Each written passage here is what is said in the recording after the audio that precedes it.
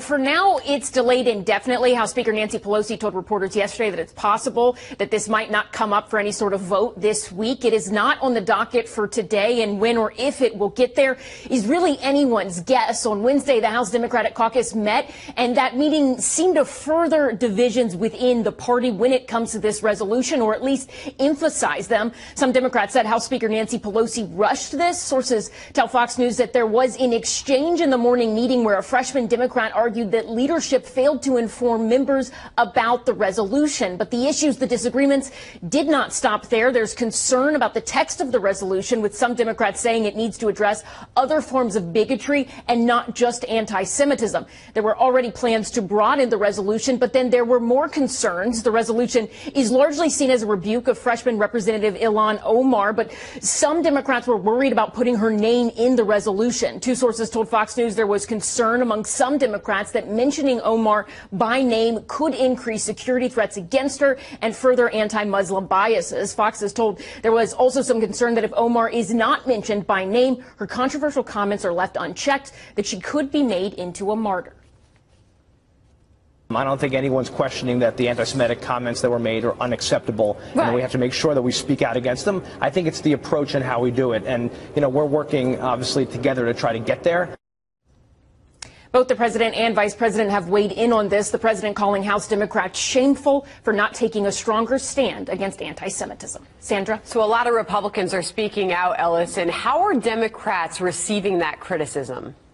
They don't seem to be overly concerned with it. They say that Republicans have their own issues and aren't really one to point fingers at the House Democratic presser. Yesterday, Representative Hakeem Jeffries specifically pointed at Senator Mitch McConnell, saying he has heard in Mr. Jeffries' opinion bad things, controversial remarks come out of the White House, and he says that Mitch McConnell has not commented on those. So until then, he said that the Democratic Party would not be lectured by Mitch McConnell on anything.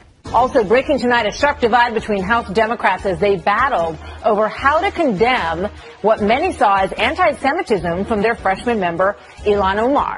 Her supporters appear to have won here tonight, leading to an 8-page resolution that threw in every kind of hate you could imagine, practically. An official proclamation that, if you didn't realize it, hate is bad. In a moment reminiscent of the debate over Black Lives Matter versus All Lives Matter, it seems in this case they went with all hate matters. And those who wanted her to be called out for anti-Semitism are not getting what they wanted tonight. So they produced a document that condemns anti-Semitism, anti-Islamic acts, white supremacists, citing many of the recent horrific crimes that we've seen, but also reaches back to a cornucopia of hate that would appear to many to have been long agreed upon, such as the incarceration of Americans of Japanese descent during World War II, the loyalty of President John F. Kennedy being questioned because of his Catholic faith, the Dreyfus affair, and Muslim bigotry post 9/11. So this document is 8 pages. You can see now how actual legislation often turns out to be 5,000, 10,000 pages at times, and perhaps why Congress has an approval rating of 18%. Something to think about tonight. Earlier, I spoke with former Connecticut Senator and Vice Presidential candidate Joe Lieberman, who's been very outspoken on all of this, and asked him if we really need a resolution to say that we all agree that hate is bad. I read the resolution, and it reminds me of the old line that a camel is a horse designed by a committee. So this is a resolution drafted by a caucus. So it started out being a resolution to condemn anti-Semitism because of the anti-Semitic remarks made by Congresswoman Omar. Yeah. Her name is left out, and now... Do you agree with that her name is left out? I don't. I mean, I think this resolution, as it's passed, though it's a bit of a hodgepodge, nonetheless is a statement against all forms of hatred. As your introduction said, it went way back to the Dreyfus affair and John F. Kennedy's Catholicism, etc. But okay, let's say it's a basic statement against hatred. But really what the House of Representatives still has to do, and it didn't do today, is to call out and hold accountable Congresswoman Omar for the anti-Semitic comments it made. This is the way, look, what people in public life say matters. And if the House of Representatives doesn't deal specifically in response to what Congresswoman Omar said. It's going to give a message to other people in Congress the next time they want to get up and say something racist or homophobic or against another religion. So I think they only did part of the job today. I mean, a resolution doesn't have much teeth anyway. It just says, here's something we all agree on. So when you have a resolution that doesn't even call out the behavior that you discuss, it seems like it has even less grit to it.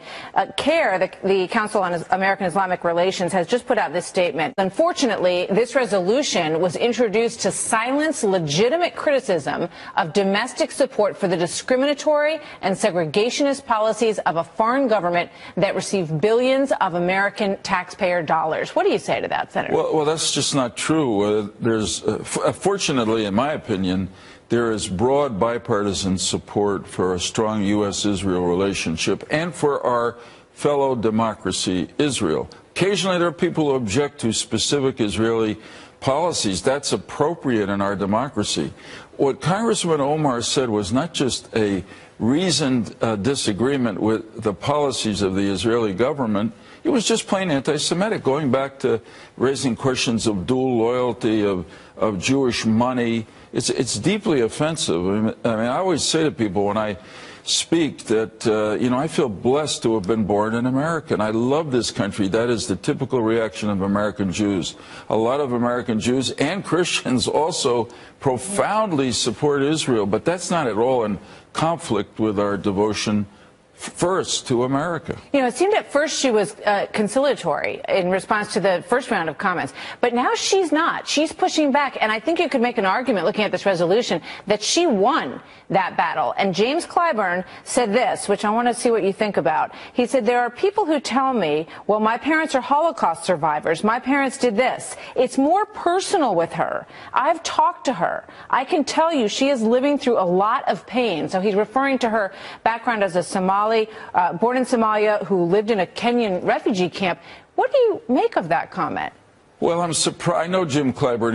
He's a fine person. I'm surprised he said that. First off, I can tell you, to be really personal about this, my wife, Hadassah, is the child of survivors. She grew up in a household where her mother, who was in Auschwitz, screamed out in the middle of her sleep at night because of nightmares about what she went through. I'm sure Congresswoman Omar went through some hell in Somalia, but it's no excuse for coming here, getting elected to Congress, having the special responsibility that goes with being a member of Congress in our democracy, and making anti-Semitic statements. She really ought to be criticized for it by her colleagues in the House so it doesn't happen again, not just against Jews, but against any group in our society. I mean, there is a line in here that rejects the perpetuation of anti-Semitic stereotypes, including the pernicious myth of dual loyalty and foreign allegiance, but it does not name her, as we said. When you look at what's happening in Europe and you look at the rise of anti-Semitism and hate crimes that we've seen here in the United States,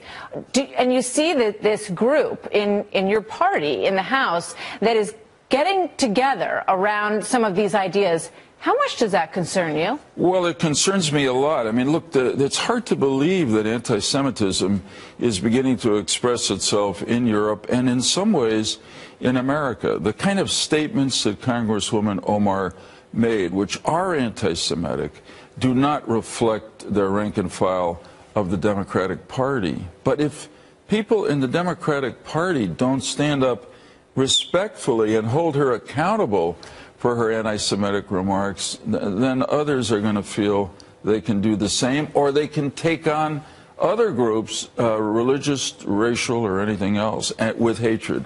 And that undercuts the unity that has always been the great strength of America. Senator Lieberman, thank you very much, sir. Good to have you with us tonight. Thanks, Martha. Thank you. Well, Congresswoman Alexandria Ocasio-Cortez says tonight that freshman female lawmakers of color are being targeted. Is she right? Let's turn to Haley Soifer, who is the executive director of the Jewish Democratic Council of America, and Stephen Fisk, the chairman of the Florida Congressional Committee. PAC, welcome to you both. Thank you. Well, welcome. Glad to be here. Okay, so I'm going to read you a little bit from our senior Capitol Hill producer, Chad Pergram, who spoke and heard these remarks off camera. He said that the Congresswoman said this: there's no question that we're being treated differently and targeted, all women of color being targeted, and referred not only to Ocasio-Cortez, but Tlaib and others who she says have been unfairly targeted. Stephen, what do you think? I think these congresswomen, the new freshmen, are not showing the decorum and the professionalism of the office that they've been elected to, and I don't believe their constituents elected them to act and speak the way they've been speaking. Okay, there were even Democrats who were concerned about how this all rolled out, the addition of some things, the fact that Congresswoman Omar's name was not included. I want to play something from Florida Democrat. This is Congressman Ted Deutsch. He is Jewish himself. Here's what he had to say. Why are we unable to singularly condemn anti-Semitism? Why can't we call out anti-Semitism and show that we've learned the lessons of history? This shouldn't be so hard. Haley, why was it?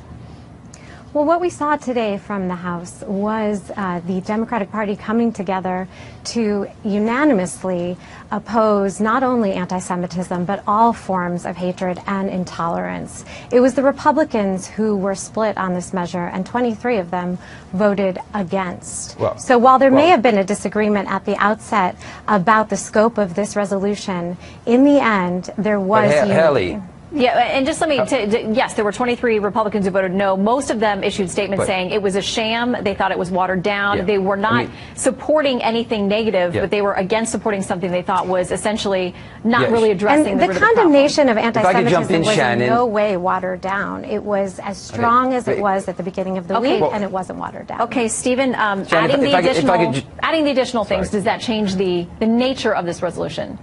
Well, let me just jump in for a second. The Republicans that did not vote, that was a protest vote. I know a lot of them personally, guys like Louis Gohmert and Ted Yoho, Lee Zeldin, a Jewish Democrat in New York. I mean, these guys were protesting. Why can't anti-Semitism stand on its own? It was all about anti-Semitism. Representative Omar was speaking anti-Semitic tropes for the last 2 months, and it should not have been included on anything but anti-Semitism. Well, to this point, Ben Shapiro tweeted this. He said, Omar says anti-Semitic stuff repeatedly. Media, Omar makes controversial comments about Israel. Democrats water down resolution to avoid condemning Omar. Media, Democrats vote to condemn hate. A few GOP vote against sham resolution and protest. Media, Republicans are anti-Semitic. Haley, is it a fair accusation to make? It's not. This was actually the third time that the 116th Congress has voted to condemn anti-Semitism in just less than 3 months. And this resolution was very strong in its condemnation of not only anti-Semitism, but intolerance in all of its forms. It was important that the House take this step. Certainly, we found Representative Omar's comments unacceptable. And this resolution defined anti-Semitism not only to include the form of white supremacy that the House originally voted on. But don't you think she sounds like the protocol is the elders of Zion? Haley, finish her sentence. Sorry, I apologize. But also, it included generalizations about Jews and negative stereotypes, the kind that we saw Representative Omar use in the past. So this condemnation was very strong, and it was not watered down by including a condemnation of other forms of hate and intolerance. All right. Well, a lot of people making note and asking why they have to have a third vote on this in just a couple of months. Stephen, very quickly. Haley, why did it take 7 pages to say hate is hate? It sounds like the protocol is the elders of Zion, and Nancy Pelosi needs to make a decision. Are they the Democratic Party of Jeremy Corbyn or of Kennedy? I think the 7 pages actually demonstrated the strength of the Democrats who put this forward, because it was a very detailed resolution condemning anti-Semitism. It took a long time to get there, but they finally got there today. Now we'll debate what was in it. Hate is hate. Haley and Stephen, thank you both. I think you both agree on that. Thank you so much. Thank Pleasure you so being much. here. Thanks.